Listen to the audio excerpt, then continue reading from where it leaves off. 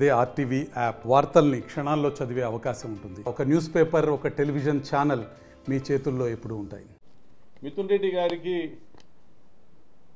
నిన్న బెయిల్ రావడం జరిగింది. బెయిల్కి సంబంధించినటువంటి ఆర్గ్యుమెంట్స్లో ఎక్కడా కూడా ప్రైమా ఫేసి ఎవిడెన్స్ లేదు, ఎటువంటి సాక్ష్యాధారాలను కూడా కోర్టుకు సమర్పించలేకపోయింది ఆ స్పెషల్ ఇన్వెస్టిగేషన్ టీము. మరి ఎవిడెన్స్ లేదు, ప్రూఫ్స్ లేవు, ఈ సాక్ష్యాలు లేవు, ఆధారాలు లేవు, ఏమీ లేవు. కానీ ఇది ఎంతో ప్రాముఖ్యత కలిగిన కేసు కాబట్టి బెయిల్ ఇవ్వద్దండి అని మాత్రం ఆర్గ్యుమెంట్స్ చేసినారు. మరి ఎటువంటి ఆధారాలు లేకుండా ఇన్ని రోజుల పాటు జైలులో జ్యుడిషియల్ కస్టడీలో ఆయనను ఉంచడమే ఇప్పటికే కరెక్ట్ కాదు. మీరు కేవలం కన్ఫెషన్స్ ఆధారంగా అంటే తోటి ముద్దాయిలు ఇచ్చినటువంటి వాంగ్మూలం, అంటే వీరు చెప్తున్నది వారు ఇచ్చిన వాంగ్మూలంలో ఈ నిందితుల పేర్లు ఉన్నాయనేసి, అంటే అవి కూడా ఆ వాంగ్మూలాలు కూడా మేజిస్ట్రేట్ గారి ముందర ఆ ముద్దాయిలు కంప్లైంట్ చేసినటువంటి పరిస్థితి గమనిస్తే థర్డ్ డిగ్రీ ప్రయోగించారు. మా మీద దౌర్జన్యంగా మాతో సంతకాలు పెట్టించుకున్నారు. మేము చేయని నేరాలను మేము చేసినట్లుగా వాళ్ళు రికార్డులో రాసుకొని మా ఎవిడెన్స్ కింద రాసుకొనేసి, మా వాంగ్మూలం కింద రాసుకొని సంతకాలు పెట్టించుకున్నారనేసి దాదాపుగా ముద్దాయిలందరూ చెప్పడం జరిగింది. మరి వీటన్నిటికీ కూడా ప్రాథమికంగా మీరు చేసింది ఏంటంటే, మీ ప్రభుత్వం వచ్చినాక ఉదయభాను అనేటువంటి ఒక శాసనసభ్యునికి సమీప బంధువు అయినటువంటి వాసుదేవరెడ్డి ఎవరైతే బ్రివరేజ్ కార్పొరేషన్ ఎండీగా పనిచేసినారో ఆయనను లొంగ తీసుకోవడానికి ఉదయభానుడు జనసేనలో చేర్పించి, కృష్ణా జిల్లా జగ్గయ్యపేట మాజీ శాసనసభ్యులు ఆయన జనసేనలోకి చేర్పించి, ఆయన ద్వారా వాసుదేవరెడ్డిని మీరు లోబర్చుకొని భవిష్యత్తులో ఎక్కడ కూడా పోస్టింగ్లు ఇవ్వని పరిస్థితి చూడాల్సి వస్తున్నటువంటి విధంగా బెదిరించి ఆయన ఇచ్చినటువంటి కన్ఫెషన్ ఆధారంగా మీరు కేసును నిర్మించుకుంటూ వచ్చినారు. వాస్తవానికి 14-19 మధ్యలో 70,000 కోట్ల రూపాయల ఆదాయం ఎక్సైజ్ ద్వారా, లిక్కర్ అమ్మకాల ద్వారా ఈ రాష్ట్రము చవి చూస్తే, జగనన్న హయాంలో 19-24లో 1,05,000 కోట్ల రూపాయల ఆదాయాన్ని, అంటే దాదాపు 50% ఆదాయాన్ని పెంచుకుంటూ పోవడం మనం అందరం కూడా చూసాం. మరి లిక్కర్ కన్జంప్షన్ కూడా దాదాపుగా 33% లిక్కర్ కన్జ్యూమర్స్ను తగ్గించడం, లిక్కర్ కన్జంప్షన్ కూడా తగ్గించుకుంటూ ఆదాయం పెంచుకుంటూ వచ్చిన పరిస్థితి మనం చూసాం. మరి ఆదాయం పెరిగిన ప్రభుత్వంలో స్కామ్ జరిగిందా? మరి ఆదాయం తగ్గిన చంద్రబాబు ప్రభుత్వంలో స్కామ్ జరిగిందా? ఆ రోజుల్లో కూడా చంద్రబాబు లిక్కర్ స్కామ్ చేశాడు.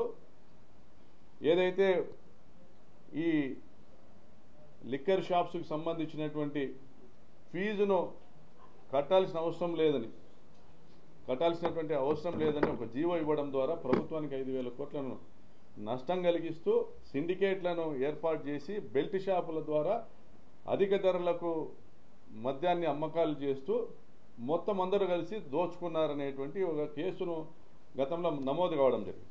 ఒక మార్గాన్ని ఎంచుకొని ఇళ్ల నిర్మాణం ఆపుతూ కాంట్రాక్టర్ల నుంచి ఇంటికి 10,000 లేదు 10,000 నుంచి 20,000 రూపాయలు వసూలు చేసే కార్యక్రమం. ఇది చాలా దుర్మార్గమైన కార్యక్రమము. పేదల రక్తాలని జలగల్లా పీల్చేటువంటి మీ ప్రభుత్వానికి ఇంతకంటే మీ ప్రభుత్వం నుంచి ఆశించేటువంటి పరిస్థితి ఉందా చంద్రబాబు నాయుడు గారు? మీకు నిజంగా చిత్తశుద్ధి ఉంటే మీరు ఎన్నికలకు ముందు వాగ్దానం ఇచ్చారు, 5 లక్షల రూపాయలతో ఇల్లు కట్టిస్తామని. ఎక్కడైనా తెచ్చారా? ఒక ఇల్లు అయినా తెచ్చారా? ఎక్కడైనా కట్టారా? జగనన్న హయాంలో ఇచ్చినటువంటి 31 లక్షల ఇళ్ల పట్టాలను కూడా, అందులో ఇళ్ల నిర్మాణం కట్టుకోలేని వాళ్ళ పట్టాలు రద్దు చేసి దానిలో కూడా అమ్ముకునేదానికి మీరు సిద్ధపడతా ఉన్నారు. ఆయన తీసుకొచ్చినటువంటి 22 లక్షల ఇళ్ల శాంక్షన్ను, ఆ ఇళ్ల నిర్మాణం పూర్తి చేయకోకుండా మీరు వాటి నుంచి ప్రతి లబ్ధిదారు నుంచి 10,000 నుంచి 20,000 రూపాయలు వసూలు చేసుకోవడానికి మీ ఎమ్మెల్యేలను దేవరు దున్నపోతుల్లా వదిలినారు వీధుల్ని. చిన్న మేస్త్రీలు, చిన్న కాంట్రాక్టర్లు, అప్పటికే 2-3 సంవత్సరాలుగా పని చేసుకుంటున్న వాళ్ళందరినీ కూడా హింసించి పీడించి డబ్బులు వసూలు చేసే కార్యక్రమం చేస్తున్నారు. మీరు రాక్షసులు బ్రాహ్మణులు చేస్తున్న యజ్ఞాలని పటాపంచలం చేసే విధంగా దానిలో ఆ యజ్ఞ యాగశాలల పైన మీరు రక్తము మాంసాలను చల్లినట్లుగా ఈరోజు మీ ప్రభుత్వం వ్యవహరిస్తుంది. కాబట్టి మీకు చిత్తశుద్ధి ఉంటే ఇళ్ల నిర్మాణము ఇప్పటికైనా ప్రారంభించి పూర్తి చేయండి. మీరు ఏదో సోదిరెడ్డో సోమిరెడ్డో ఇట్లాంటి వాళ్ళు పరిటాల సునీతనో రామ్ గోపాల్ రెడ్డో ఇట్లాంటి వాళ్ళందరూ కూడా ఎవరు కూడా వచ్చి 10 ఇండ్లు కట్టమనండి. మీరు మగవాళ్ళు అయితే మీ ఎమ్మెల్యేలను వచ్చి మీ ఎమ్మెల్యేల నుంచి 1,80,000కు ఎవడొచ్చి కడతాడో కట్టండి ఇల్లు. పేదోళ్ళకి ఇల్లు అప్పచెప్పండి. ఈరోజు అనంతపురం పట్టణంలో 10,000 ఇళ్ల నిర్మాణం ఆగిపోయింది. 10,000 ఇళ్ల నిర్మాణం ఆగిపోయింది. పరిటాల సునీతకు సంబంధించినటువంటి ఆమె నియోజకవర్గం రాప్తాడు నియోజకవర్గంలో ఆలమూరు కొడిమి ప్రాంతంలో ఇళ్ల నిర్మాణం ఆగిపోయింది. అదేవిధంగా సింగనమలకు సంబంధించి సిద్ధరాంపురంలో ఇళ్ల నిర్మాణం ఆగిపోయింది. అనంతపురం రూరల్ మండలంలో ఉప్పరపల్లిలో ఇళ్ల నిర్మాణం ఆగిపోయింది. దాదాపుగా 25,000 మందికి అనంతపురం అర్బన్లో 25,000 మందికి ఇళ్ల పట్టాలు ఇచ్చింది మా ప్రభుత్వం, మా జగనన్న. మరి ఆ 25,000 మంది లబ్ధిదారుల గొంతు నొక్కుతా మీరు కమిషన్లకు ఆశిస్తాయి. ఈ ఎమ్మెల్యే 10,000, ఆ ఎమ్మెల్యే 10,000. నాయన గంట మీ చేసిన ముళ్ళు ఏమన్నా ఇచ్చినారా పేదలకి? ఒక్కొక్కరి దగ్గర 10,000 రూపాయలు వసూలు చేసి ఈయనకు 10,000 ఇస్తే పోయి ఆమె దగ్గర 10,000 ఇస్తే ఆ పీడి సంతకం పెడుతుంది, మీరు పనులు చేసుకోవచ్చు. ఇదే పద్ధతి రాష్ట్రం అంతా ఉంది. గతంలో కూడా చెప్పిన, ఇప్పుడు కూడా చెప్తా ఉన్నా. ఇళ్ల నిర్మాణము అనంతపురం రూరల్ మండలం ప్రాంతంలోనూ అనంతపురం అర్బన్ నియోజకవర్గం ప్రాంతంలోనూ లబ్ధిదారులను ఇళ్ల నిర్మాణం ఆపింది పరిటాల సునీత. ఆయా సంస్థలు, ఆయా మేస్త్రీలు, ఆయా నిర్మాణ సంస్థలు ఈ రోజు కూడా ఇళ్ల నిర్మాణము చేయడానికి సిద్ధంగా ఉన్నామని పదే అధికారులకు మొరబెట్టుకుంటున్నా. వాళ్ళు క్లియర్గా చెప్తా ఉన్నది, స్థానిక ఎమ్మెల్యేలకు 10,000 ఇద్దరికి చెరి 10,000. ఇక్కడ హిందూపురంలో అయితే 10,000. ఇక్కడ 2 ఎమ్మెల్యేలు ఉన్నారు లబ్ధిదారులు. అనంతపురం ఎమ్మెల్యేకి సంబంధించిన వాళ్ళు ఆ ప్లేసు, ఆ కాలనీలు ఉన్నది రాప్తాడు ఎమ్మెల్యేకి సంబంధించి. అంటే 10,000 ఎమ్మెల్యేలకు ముట్ట చెప్తే కానీ ఇళ్ల నిర్మాణం చేయరని నిస్సిగ్గుగా అధికారులు చెప్తున్నారు. వాళ్ళ మీద వేయండి విజిలెన్స్ ఎంక్వైరీలు, అధికారుల మీద వేయండి లోకాయుక్త ఎంక్వైరీలు.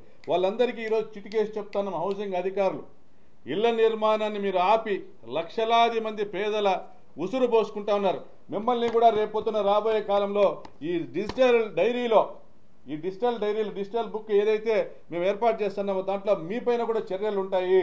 పేదలను హింసించి వారి రక్తాన్ని పీల్చేటువంటి జలగల్లా వ్యవహరిస్తున్నటువంటి ఎమ్మెల్యేల పైన చర్యలు ఉంటాయి, సంబంధిత అధికారులపైన చర్యలు ఉంటాయని కూడా హెచ్చరిస్తూ, ఎక్కువ కాలం బతకపోవచ్చు చంద్రబాబు నాయుడు గారు. మీరు చచ్చిపోయినాక మిమ్మల్ని గురించి మాట్లాడుకునేదానికి ఏదైనా ఉండాలి. రాజశేఖర రెడ్డి గారు చనిపోతే ఆ బాధను తట్టుకోలేక 700 మంది చనిపోయినారు. ఆయన గురించి చెప్పుకోవడానికి మన రాష్ట్రమే కాదు, తమిళనాడులో ఆయన గురించి అసెంబ్లీలో మాట్లాడుకున్నారు. ఆయన తీసుకొచ్చినటువంటి పథకాలు అక్కడ అమలు చేస్తూ ఉన్నారు. తెలంగాణలో అమలు చేస్తూ ఉన్నారు. తెలంగాణలో రేవంత్ రెడ్డి కావచ్చు, అసదుద్దీన్ ఓవైసీ కావచ్చు, కేటీఆర్ కావచ్చు, కేసీఆర్ కావచ్చు, కర్ణాటకలోని యడియూరప్ప ప్రభుత్వంలోని యడియూరప్ప గారు కావచ్చు, ప్రతి ఒక్కరు కూడా రాజశేఖర రెడ్డి గారు తీసుకొచ్చిన పథకాలు ఈ దేశానికి ఆదర్శం అనేసి చెప్పుకుంటున్నారు. ఆయన చనిపోయినాక అమరుడైనాడు, ఆయన చనిపోయినాక దేవుడైనాడు. నువ్వు చనిపోయినాక పీడ పోయిందబ్బా అని అనుకునే పరిస్థితి దయచేసి తెచ్చుకోవద్దు. నీ వయసుకు గౌరవం ఇస్తున్నాం. ఇంకా కూడా ఇప్పటికైనా కళ్ళు తెరవండి. ఇళ్ల నిర్మాణాన్ని మీరు పూర్తి చేయండి. మీరు ఎవరైతే జగనన్న ప్రభుత్వంలో పనులు చేయడానికి ముందుకు వచ్చారో వాళ్ళందరూ సిద్ధంగా ఉన్నారు పనులు చేసేదాన్ని. మీ ఎమ్మెల్యేలకు హితవు పలకండి, వాళ్ళ దగ్గర డబ్బులు వసూలు చేయొద్దని. అందులో 10,000 కూడా మిగిలే పరిస్థితి ఉండదు. దయచేసి హితవు పలుకుతున్నాము. మీ ఎమ్మెల్యేలకు హితవు పలికి ఈ రాష్ట్రంలో పేదల పక్షాన నిలబడుతున్నామని కనీసం ఒక నిర్ణయంలోనైనా, ఒక డిపార్ట్మెంట్లోనైనా పేదల పక్షాన్ని నిలబడుతున్నామనేసి ఒక గౌరవం దక్కించుకోమని విజ్ఞప్తి చేసి సెలవు తీసుకుంటారు. బాలకృష్ణ గారు ఏది మాట్లాడినా ఆయన బాధ్యత లేని మాటలు, స్త్రీలంటే గౌరవం లేని మాటలే మాట్లాడతాడు ఆయన. మరి అటువంటి వ్యక్తికి ఓట్లేస్తున్నటువంటి హిందూపురం ప్రజల్ని నేను మొక్కుతాన్నా చేతులెత్తి, హిందూపురమా నా బొంద, నేను ఎక్కడ కావాలంటే అక్కడ పోటీ చేస్తే, ఎక్కడ కావాలంటే అక్కడ గెలుస్తానంటే ప్రజల అభిమానాన్ని కూడా మీరంతా నా బానిసలు కాబట్టి నాకు ఓట్లు వేస్తున్నారనే విధంగా మీరు భావించేటువంటి పరిస్థితి. నా బ్లడ్ వేరు, మా బ్రీడ్ వేరు అంటే కేవలం మీరు మాత్రమే పైనుంచి దిగి వచ్చినారా బాలకృష్ణ గారు? మీరు మాట్లాడేదంటే మిగిలిన కులాలందరూ కూడా, మిగిలిన మతాలందరూ కూడా వారందరూ కూడా మీ బానిసలా, మీ బ్లడ్ వేరు, మీ బ్రీడ్ వేరు అని మిమ్మల్ని మీరు గొప్పగా దాన్ని వర్ణించుకునేటువంటి, మిమ్మల్ని మీరు గొప్పగా వర్ణించుకునేటువంటి విధానము, మీ అహంభావపూరితమైనటువంటి ఆలోచన విధానము, ఇన్ని మైనస్ పాయింట్లు ఉన్నా ఈరోజు తెలుగుదేశం పార్టీ తల ఎక్కడ పెట్టుకోవాలో తెలియడంలే. అసెంబ్లీలో ఆయన మాట్లాడిన మాటలు రాష్ట్ర వ్యాప్తంగా అది తెలుగుదేశం పార్టీకి మైనస్ అయింది. ఇన్ని మైనస్ పాయింట్లు ఉన్నా బాలకృష్ణ గారు తప్ప ఎవరు హిందూపురంలో ఎవరు క్యాండిడేట్ దొరకలేదా చంద్రబాబు నాయుడు గారికి టీడీపీ తరఫున? అమ్మాయి కనపడితే బాలకృష్ణ గారు అన్నది, అమ్మాయి కనపడితే ముద్దైనా పెట్టాలి, కడుపైన చేయాలి. ఇది సభ్య సమాజంలో ఎవరైనా, నువ్వు కూడా ఇద్దరు ఆడపిల్లల తండ్రివే, ఎవరైనా ఈ మాట నొప్పుకుంటారా? నువ్వు సినిమా హీరో అయినంత మాత్రం నువ్వు గ్లాస్ ఇట్లా తిప్పి మందు తాగితే, నువ్వు మ్యాన్షన్ హౌస్ తాగితే అమ్మ పెళ్ళాం అవుతుందా, పెళ్ళాం అమ్మ అవుతుందా? ఇది తప్పు. బాలకృష్ణ గారు మాట్లాడింది దాంట్లో ఎవడు అని చిరంజీవి గారి గురించి మాట్లాడడం. మీరు మీ చేతిలో ఎల్లో మీడియా ఉన్నది, మీ చేతిలో మీ సోషల్ మీడియా, మీ ఐటీడీపీ దుర్మార్గంగా పచ్చి నిజాల్ని అబద్ధాలుగా చిత్రీకరించినారు. జగన్మోహన్ రెడ్డి గారు చిరంజీవి గారిని సాదరంగా ఆహ్వానించి ఎంతో గౌరవంగా సినీ పరిశ్రమ యొక్క సమస్యలు విని మమ్మల్ని అందరినీ చాలా సంతుష్టుల్ని చేసినారని నారాయణమూర్తి గారు మాట్లాడింది కానీ, మహేష్ బాబు గారు మాట్లాడింది కానీ, చిరంజీవి గారు రాసిన లేఖ కానీ, దీని ద్వారా జగన్ గారి పైన చేస్తున్నటువంటి దుష్ప్రచారం అంతా పటాపంచలైపోయింది. మీరు గత 4 సంవత్సరాలుగా పవన్ కళ్యాణ్ సహా వాళ్ళ అన్నని ఏదో అవమానించినారని, నీ తల్లిని అవమానించిన వాళ్ళ కాడపై నువ్వు వాళ్ళ పంచం చేరినావు. నా తల్లిని అవమానించినారని 2009లో బయటకు వచ్చి ఆ రోజు ఊగిపోతా రెచ్చగొడతా నీ ఫ్యాన్స్ని, నీ కులస్తుల్ని, పోయి వాళ్ళ పంచన చేరినావు. నీ తల్లిని అవమానించిన వాళ్ళ పంచన చేరినావు, డిప్యూటీ సీఎం పదవి తీసుకున్నావు. ఈరోజు మీ అన్నను అవమానిస్తే నువ్వు నోరెత్తకుండా ఉన్నావు.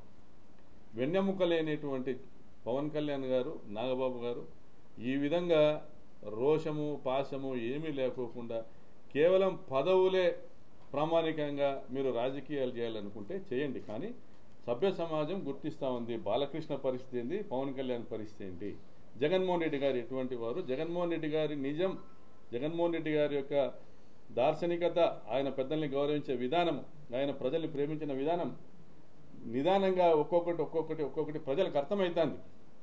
ఈరోజు పచ్చ పొరలు ఏవైతే కమ్ముకున్నాయో చాలామందికి అవన్నీ కూడా తొలివే పరిస్థితుంది. ప్రజలు ఇప్పటికే తేరుకున్నారు, మమ్మల్ని మోసం చేసింది మీడియా అనేసి.